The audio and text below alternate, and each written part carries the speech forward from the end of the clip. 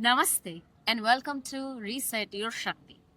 So right now we are going to look at the pranayama. It is called Bhastrika pranayama.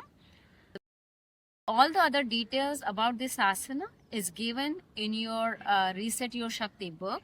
So please read there first, and only for the practical part we're going to look at how it's done.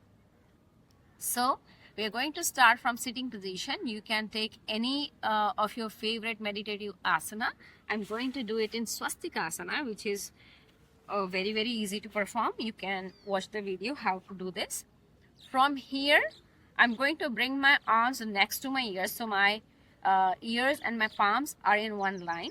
I'm going to make a fist, and I'm going to inhale, open my fist, bring it down, exhale. And for how many repetitions you have to do, your schedule, everything is given into your book. So for that understanding, please refer there.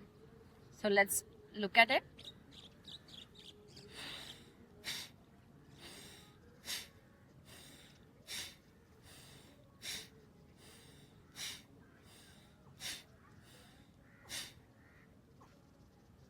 Slowly, hands down.